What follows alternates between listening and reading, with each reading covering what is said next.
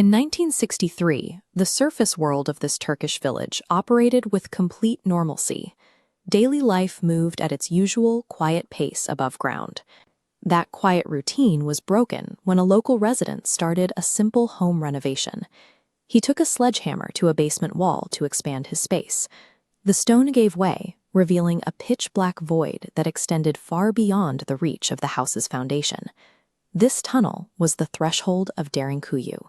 The precision of these repetitive, load-bearing arches proves this was a carefully calculated design, carved directly out of the bedrock. The space descends a staggering 18 stories below the surface, containing enough interconnected chambers to sustain 20,000 people at once. A functional 20,000-person complex lying dormant under a modern village suggests ancient survival engineering was capable of much more than mere surface habitation. Moving down from the surface entrance, the immediate logistical problem becomes obvious: spatial displacement. To create empty space, matter has to be removed. Excavating thousands of tons of solid rock presents a massive physical barrier. This diagram illustrates the scale of the void. Plotting all 18 levels descending from the surface line shows the massive geometric volume of rock that had to be carved out and extracted.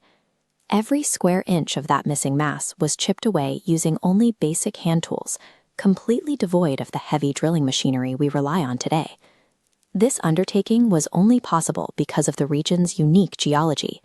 The local volcanic rock, visible in these surface formations, is soft enough to be precisely carved and hollowed out, but hardens upon exposure to air. Yet pulling the stone out of the earth creates another problem. Piling thousands of tons of debris on the surface would act as a beacon to enemies, meaning every cartload had to be secretly dispersed. The logistics required to quietly remove and hide that much permanent mass means Derinkuyu was a deliberate, long-term architectural project, heavily planned well before it was ever needed. Descending deeper into the complex, the physical constraints tighten, creating a far more immediate threat than the rock itself: suffocation. Packing 20,000 bodies into a sealed envelope of stone means oxygen is rapidly consumed, while carbon dioxide steadily builds to lethal levels. To keep the population alive, the builders bored an intricate network of deep-draw ventilation shafts directly from the surface down into the living quarters. This diagram shows the system operating on differential pressure, capturing fresh air from the surface and funneling it down the central shaft, before branching horizontally across the network. The design remains incredibly resilient, successfully pulling air hundreds of feet below, even today. Designing a system that breathes on its own requires an advanced understanding of fluid dynamics. Building a passive, self-sustaining life support grid shows the inhabitants were planning for prolonged isolation, equipping the complex to sustain entire generations off the grid. At the lowest structural choke points, the focus shifts from managing the environment to defending against what is above. Once an invading force finds a tunnel entrance, a subterranean city transforms from a shelter into a trap. To counter this, they installed massive circular stone doors directly into the narrowest sections of the tunnels.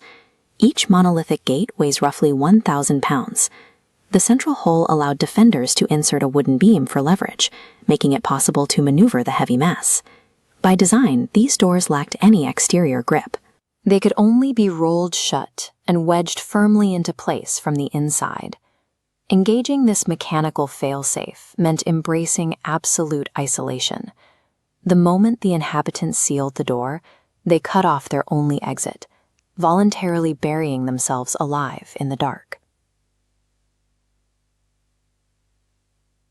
These doors point to a specific, persistent military requirement. To justify seals of this magnitude, the builders were likely evading an external force that made surface life impossible for 20,000 people. The surface world eventually forgot the inhabitants of Derinkuyu and whatever forced them underground. But their brilliance as survival engineers is perfectly preserved, locked away where the stone remembers.